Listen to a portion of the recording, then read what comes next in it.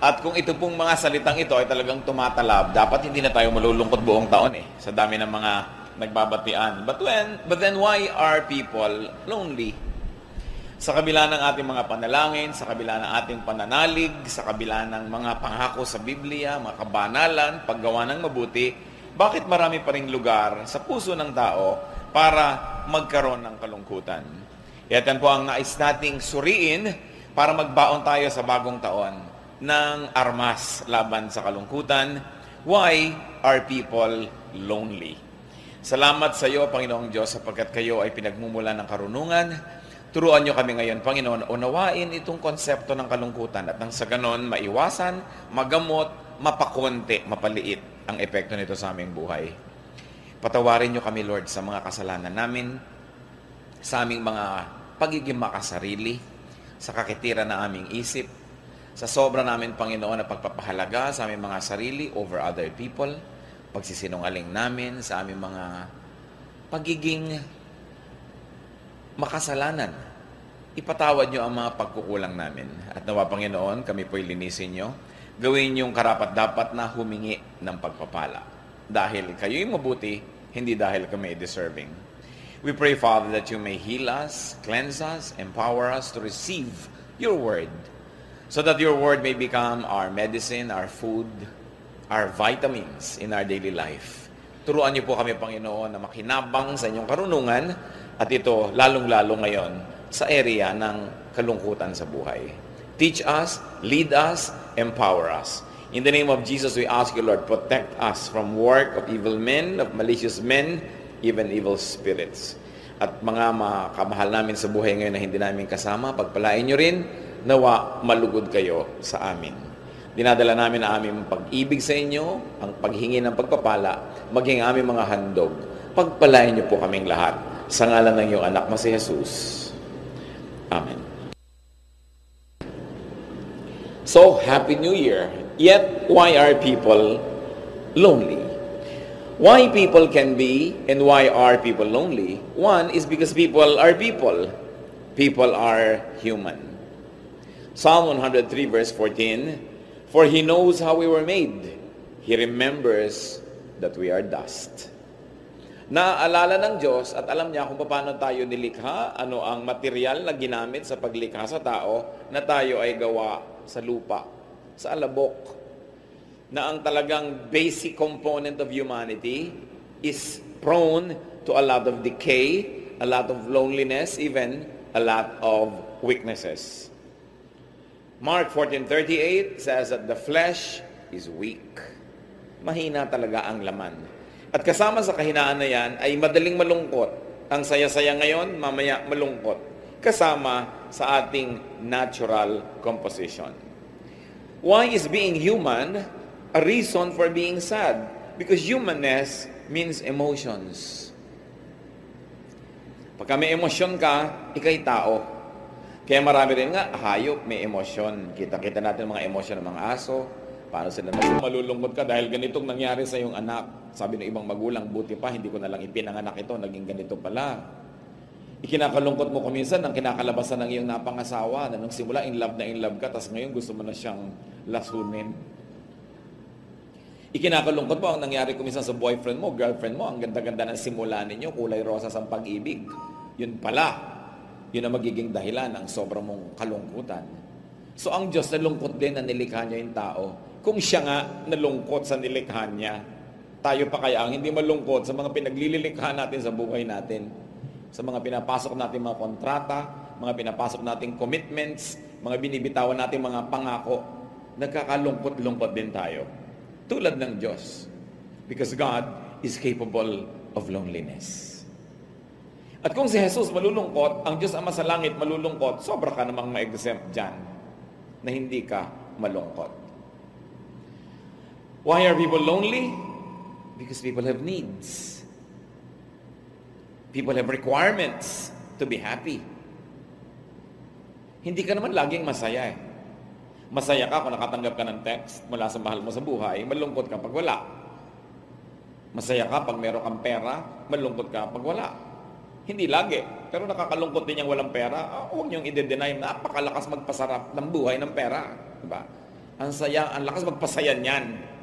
Sabi nga ni Solomon, money is the answer to everything. Sabi ni Solomon. Of course, it's an exaggeration because that's poetry. People need things. May kailangan tayo. May kailangan ka na minimum amount of money, minimum number of this and that, para ka sumaya. Kailangan ng tao ng ganyang mga bagay. Kaya nung ina-address ni Jesus ang mga kalungkutan ng tao at pag-aalala, Matthew 6:31, therefore do not worry, saying, what will we eat? Or what will we drink? Or what will we wear? Natural sa tao, iniisip niya yun. Wala akong damit, wala akong makain, wala akong mainom, wala akong ganito, wala akong ganyan. Well, truth, people need things, but the other truth is this: many things are not always available. Many things, though available, may not always be abundant. Hindi sa at dahil sa laki ng tao at sa laki ng maaabot at mararating ng kanyang kaalaman, ng kanyang consciousness, madalas kulang lahat. Ang laki-laki ng puso natin, kulang ang pag-ibig na ibinibigay ng mga taong inaasahan nating iibig sa atin. Kahit gano'ng kalaki ibigay niyan, kulang pa rin. Kasi ang laki ng puso mo nilikha ka na wangis ng Diyos. Pag inunawa natin, mga kapatid, ang ibig sabihin nilikha ka wangis ng Diyos, ang Diyos ay walang hanggan Kaya kung minsan, pati mga pangangailangan natin kagustuhan, walang hanggan. And we always equate it with being bad. Sabi natin, wala ng contentment ang tao. No? But that can reflect also the greatness of God. That God is not always just contented with anything. Matapos nga niyang likhain ng tao, sinabi niya, ay, it's not good that man should be alone. Hindi rin siya nakontento sa ginawa niya. Dadagdagan niya. Tapos nung dumami, nalungkot siya, nalikha niya pa karami-raming tao. No? May emosyon siya tulad natin. Kaya tayo yung hindi kontentong ganito lang, hindi kontentong ganyan yan. Because we were wired, we were created to be great. To do great things. To reach out to the stars. No? Kaya pag tinitingnan ko ang mga tao, ang galing ng tao. Nakakagawa siya mga building, instruments, microscope, salamin, magawa siya, nagle-laser siya ng mata, naglalagay siya ng contact lens, gumagawa siya ng mga eroplano na lumilipad, mga barkong lumulutang. Bakit? Ang mga butikiba nakakagawa niyan. Diba? Ang galing ng tao. Bakit? Kasi likha tayo ng Diyos. At yung galing na yan ng tao, nagiging dahilan din para siya lumungkot. Parang si Alexander the Great. Tinawag na great dahil napakarami niyang nasakop ng mga lupain. At nung narating na niya ang kahangganan ng kanyang pwedeng marating, siya'y nagngangal-ngal. Umiyak siya, lumuha. At tinanong siya ng mga general, bakit nga nalulungkot after having conquered so much? Sabi niya, wala na kasing natirang pwedeng i-conquer. Kinalungkot niya yun. Ganon tayo. Unawain niyo yun, huwag niyong laging masamain na ang tao laging gustong lumaki. Kasi nilikha tayo sa wangis ng Diyos. Sumasama lang kung sa paglaki mo, pinuputol mo na yung iba. Sa pagpapalaki mo ng iyong espasyo, inaagawan mo na yung iba. Kaya nagkakaroon ng bad effect. But as you can see, the universe is so big, kahit magtiki-tiki sa tayo ng mga planeta, kulang pa tayo sa dami ng mga stars at mga heavenly bodies. Kung malalaman lang natin kung paano pupuntahan yun. At nagsimula na mga taong alamin ang mga bagay na yan. So people need things, and the things are not always available. But there's a great reason why many people are lonely, because people need people. Nilikha tayo ng Diyos na dapat may kasama, may kapartner, may karamay, may kasama sa saya at sa tuwa. Nung nilikha ng Diyos sa mga bagay-bagay, lahat sinabi niya, it is good. And God saw, and He said, it was good. And God saw the light and said, it is good.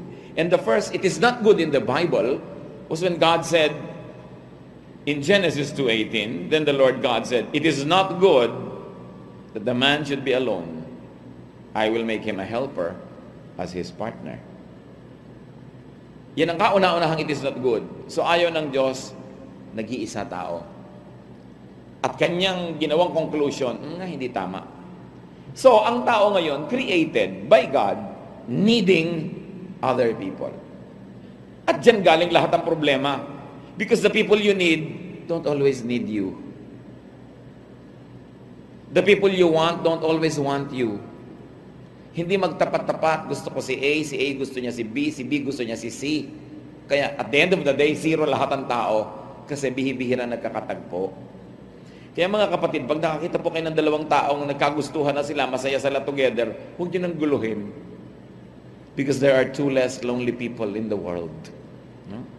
Kesa sa ang lahat lonely, pinaghihiwa-hiwalay. Yung iba miserable, pag nakakita sila ng masaya, iniintriga para magkagulo. Kasi hindi nila kayang dalhin na may masaya tapos sila hindi. But yes, we were wired to need people. And this is the same reason why most of us are sad. We need people for companionship, for help, for partnership. And the people you need can be far. Yes, they need you also. Pero nagtatrabaho sila halimbawa sa Tanganyika, Africa. Ang layo. Spelling pa lang, ang layo na. Diba? O kaya, they are unavailable. Or, they are uncaring. Or, they are sick. Or, they are dead. Oo nga, mahal na mahal ka pero namatay. Ano gagawin mo? Hirap nun. So maraming loneliness ng tao dahil sa pangangailangan natin sa kapwa na dahil ayaw nila sa atin o gusto man pero pinipigil sila ng maraming mga hadlang, hindi pa rin tayo magkasama.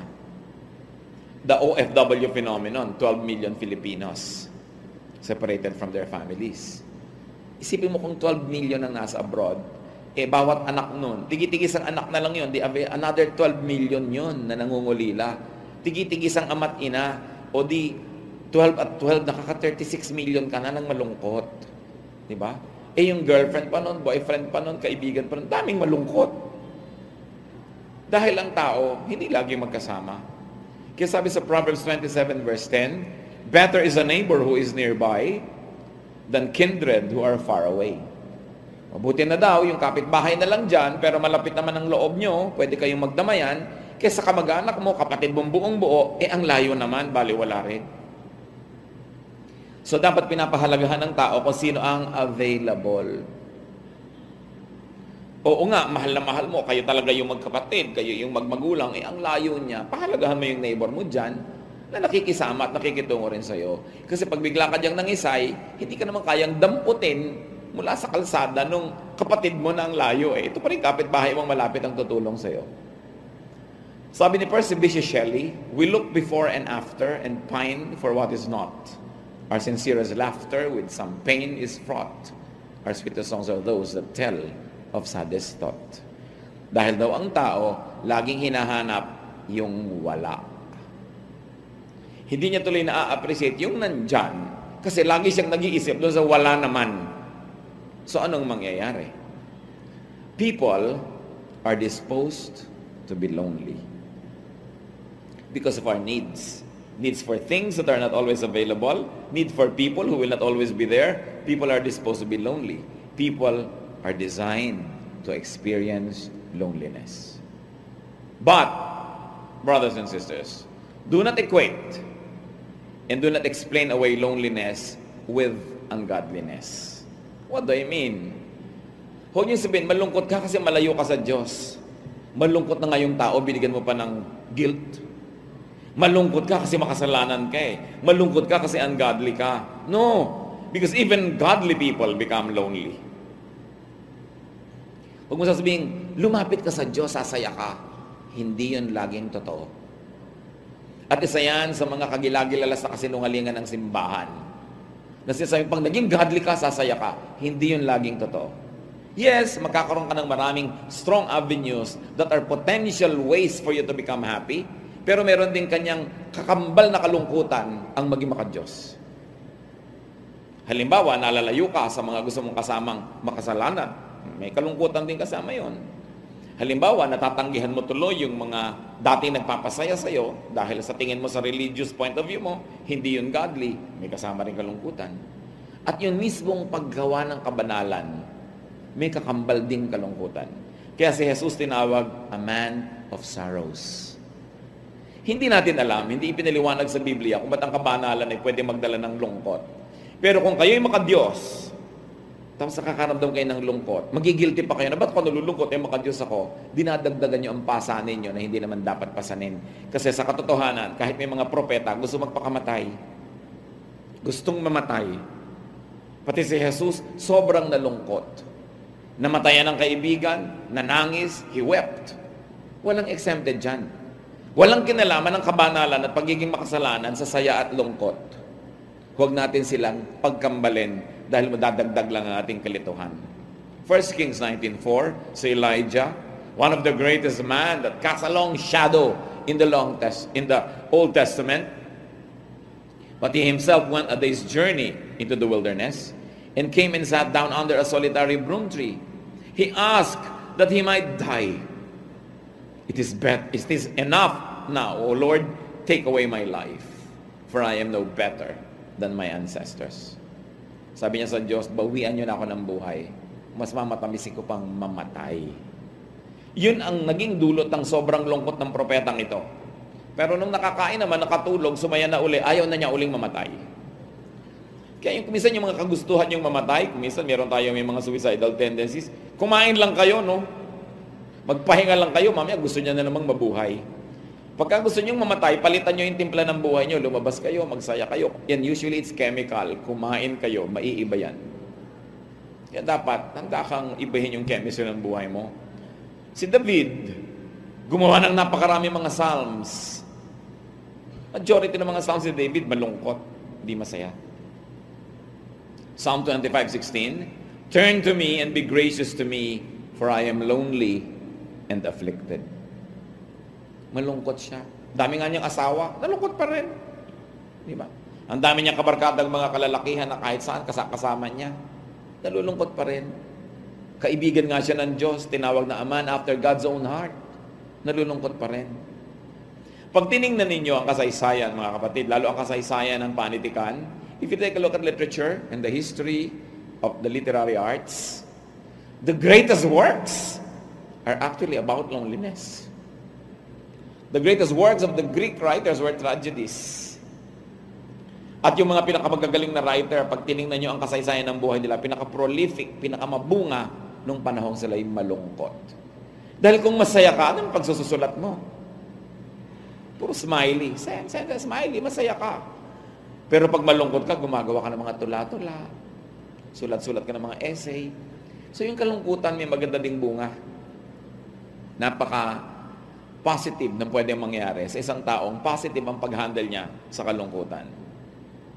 So sabi ni David, I am lonely and afflicted. In fact, even God becomes lonely. Pati nga Holy Spirit Pag sa inyo, be Spirit-filled. Akala nyo ba yung Spirit-filled, lagi masaya?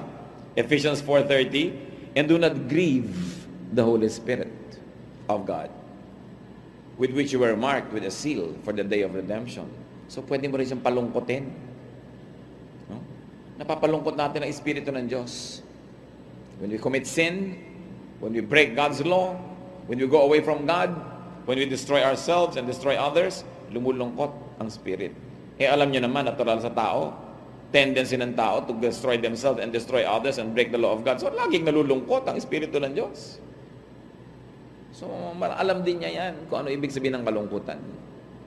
Sa katunayan, sa ating mga lungkot, nagkakaroon tayo ng mataas na level of fellowship with God who knows the deep meaning of sadness. So, do not needlessly burden others and yourself with guilt and with issues when lonely. Pag malungkot na yung tao, huwag mo sabihing lumapit ka sa Diyos, sasaya ka rin. Kasi parang man siyang ginajudge na kaya siya malungkot, malayo siya sa Diyos. Sabihin, alam mo, ayusin mo yung buhay mo, sasaya ka. Kasi malungkot na nga siya, ang bigat na ng daladala niya, uusigin mo pa. Di lalo mong pinabigat. Ang ministry natin sa nalulungkot, pagaanin, pasayahin. Bukas na ang sermon. Bukas na ang moral lesson. Pero hanguin mo muna siya dun sa bigat, sa hirap na kanyang kinakasadlakan.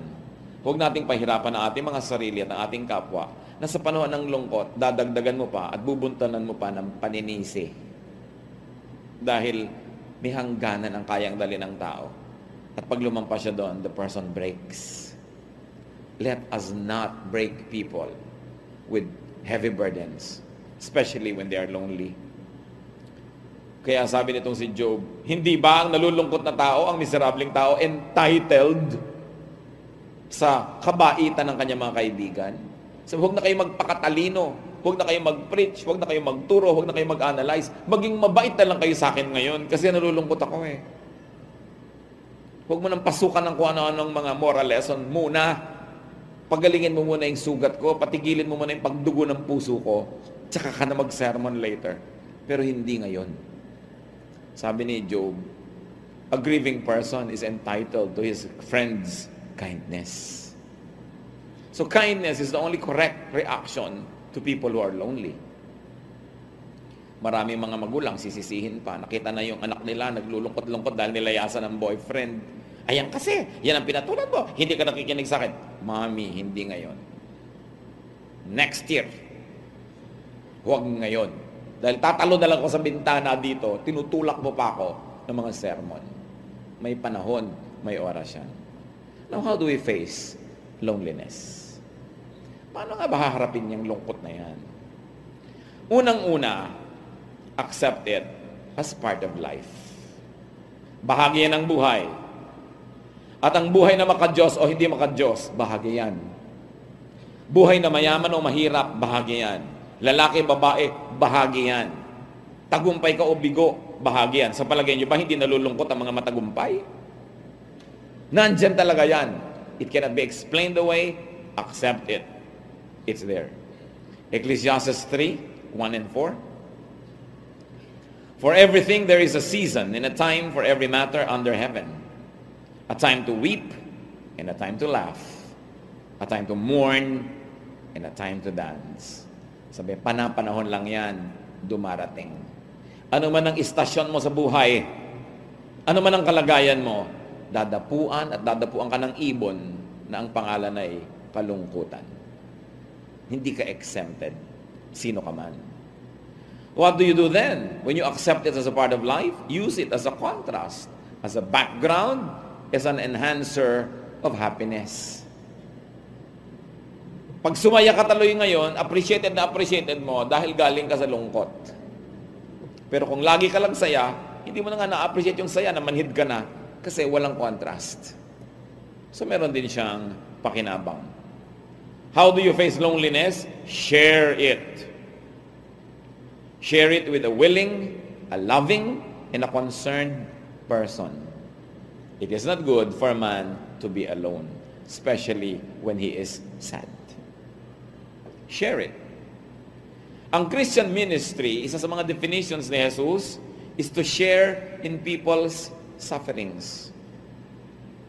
Sabi niya, Kristiyano ka?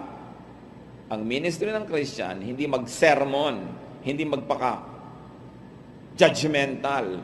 Ang ministry ng Christian, makihati sa dalahin ng iba. Matthew 25:36, He equated godliness with that, sharing. I was naked, and you gave me clothing. I was sick, and you took care of me. I was in prison, and you visited me. Nagpapaka-Kristiyano kayo mga kapatid, share in people's loneliness. Share in their suffering. Share in the burdens they carry. Yan ang ministry ni Jesus. Proverbs 17:17, a friend loves at all times, and kinsfolk are born to share adversity. Nagtataka kayo, nadadamay ka sa problema ng kapatid nyo, pamangkin nyo, pinsan nyo. Sabi sa Bible, kaya may kamag-anak para magtuwang-tuwang sa mga hirap. Katuwang ka sa hirap nila at katuwang mo sila sa iyong mga hirap. Sumasama lang at pumapangit kung ikaw lang lagi ang tuwang ng tuwang sa kanila tapos ikaw mag-isang nagdadala. Lagi naman ganun eh. Pag na-abuse yung utos ng Diyos, in-apply mo sa advantage mo lang, hindi mo ina-apply sa advantage ng iba, kaya nagkakaroon na imbalance. Pero sabi kaya nga ganyan. Anong definition ng friend? Loves at all times. Hindi sinasabing kinukonsinti ka sa lahat ng mali mo, pero kahit mali ka, minamahal ka pa rin. Tulad ng pagmamahal ng Diyos. Lalo asawa, may asawa ka, you love at all times because you should be your spouse's best friend. Hindi lamang pag good times, pati bad times. Hindi lang pag tama siya, pati pag mali siya.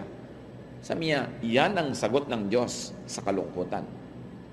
Na merong ng laging kahati, tama ka man o mali. Pag dinibdib natin, kaya may mga friends and friendships, para may kahati ka sa iyong kalungkutan, yan ang tugon ng Diyos, yan ang gamot, reseta ng Diyos sa kalungkutan. Dapat meron kang kahati. Hindi reseta ng Diyos na ma-exempt ka sa kalungkutan, kasi siya nga rin nalulungkot. Hindi reseta ng Diyos na hindi magkaroon ng kalungkutan sa buhay, dahil talaga magkakaroon. Ang reseta niya, dapat pag dinapuan ka ng lungkot, may ka-share ka. Having someone to share your loneliness can be one of your greatest insurance policies. Yun ang gamot na inihatol ng Diyos dyan.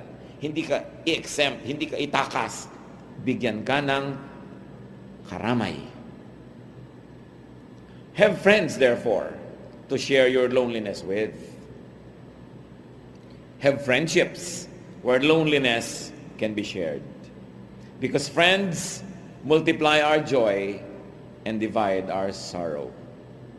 Yun ang ministry ng friends. And friendship can be shared among cousins, brothers and sisters, parents and children, between husband and wife. Maraming mukha ang friendship. At lahat ng yun, pwedeng tawagin na friendship. Mga kalungkutan. Ecclesiastes 3:12-13, I know that there is nothing better for them than to be happy and enjoy themselves as long as they live.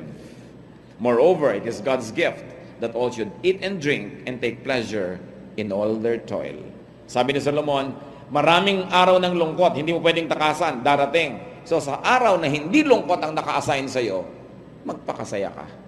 Umimbento ka ng saya para sapat na yon, para kung dumating ang lungkot, may baon ka. Nag-withdraw ang lungkot, ang dami mong deposit na saya, ang balance mo pa rin positive. Sasabi kung tuwing kaya mo, magsaya ka. What else do you do with loneliness? Water it down with productive activity. Huwag mo siyang masyadong konsentratan. Gumawa ka ng mga bagay na mabunga, maganda, kanais-nais, at nang hindi mo laging maisip yung lungkot mo. Andyan, pero huwag mo entertainin masyado dahil magtatagal. Bisita man at napakaganda na yung pakitungo, ayaw nang umalis. So magpakita ka naman ng konting panlalamig para bitawan ka niya. Philippians 2:21-24, For to me living is Christ and dying is gain. If I am to live in the flesh, that means fruitful labor for me. And I do not know which I prefer. I am hard-pressed between the two. My desire is to depart and be with Christ, for that is far better. But to remain in the flesh is more necessary for you. Sabi nitong si Pablo, nagdadalawang loob ako kung mamabutihin kong mamatay o mabuhay. Ang totoo niyan, mas gusto ko mamatay na, sabi niya. Kasi ibig sabihin, makakasama ko na si Kristo. Pero lugi kayo, hindi niyo na ako makakasama. Ako yung teacher niyo. So kaya gusto ko rin namang mabuhay pa para sa kapakanan niyo. Nalilito ako. Pero ang sinasabi ni Pablo, pinupuno ko na lang ang buhay ko ng magagandang gawa. So pag nalulungkot kayo, punuin niyo ang buhay niyo ng magandang gawa. Gawa para sa kapwa o gawa para sa sarili. Do yourself a good project. Leave your room, get out of the house, do something. Be happy. Plant a tree, mag-exercise ka, mag-gym ka, cook for the needy, whatever. But do something. Huwag mong alaalagaan yung kalungkutan mo. Dahil yung kalungkutan na niyayakap, nakikipagyakapan. At lilingkisin ka niya kung pwede ka lang niyang sakalin. How do you face loneliness? Let it pass. Lilipas din yan. Di pwedeng hindi. Ang mabuti lang, pagkalipas doon, buhay ka pa. Yun. Hindi ka pa naglaslas ng pulso, tapos magpapa-opera ka rin lang naman. Diba? Hindi ka nagbigti pagkatapos nung nangingisay-ngisay ka na, tulong, tulong. Diba? Yung sa kalungkutan mo, hindi mo na pinalala yung pwede maging damage. Walang permanente. Lahat lumilipas, kahit lungkot. So, lilipas din yun. Bagyo. Pag bumabagyo na, minsan natatakot ka na, gigiba na ba yung bahay namin, ayaw mo lumabas. Pero alam mo na, 2-3 araw, mawawala din yan eh. Hindi naman pwedeng nandyan lagi yan. Mas matindi ang lungkot, mas mabilis umalis. Parang ulan. Pag ibinuhos ng lahat, nauubos. Pero pag tikatik, unti-unti ang patak, maghapon umuulan. So, kung sobrang tindi ng lungkot mo, pasalamat ka na rin dahil mauubos na siya agad. Lilipas, ang mahalaga, survive it. Matthew 6:34, sabi ni Jesus, So do not worry about tomorrow, for tomorrow will bring worries of its own. Today's trouble is enough for today. So itong lungkot mo ngayon, hayaan mo lang siya. Bukas, may ibang araw naman. May iba ang timpla. May iba ang configuration. When you're lonely, avoid collateral damage. Huwag nyo nang palalain.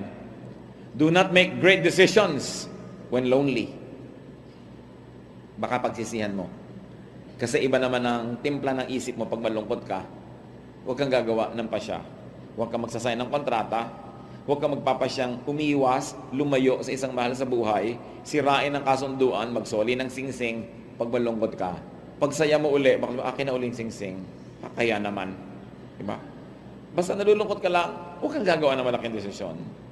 And do not fill emptiness with toxic elements. Hindi ko mo nalulungkot ka, maglalasing ka na, magdadrugs ka na.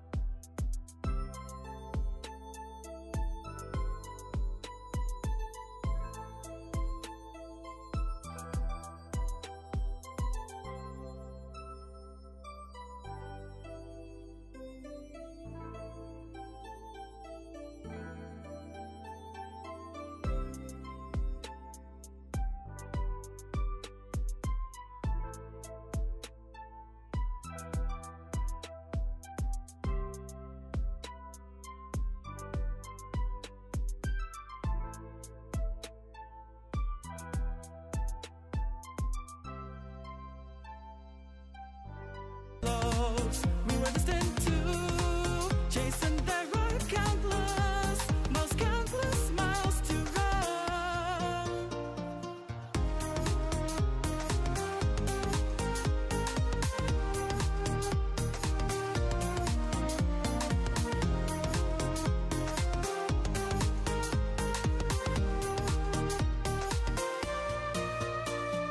I can sense it approaching, following you like rivers. Wherever you go, everything or nothing, we rebuild. It piece by piece, we were destined to chase, and there are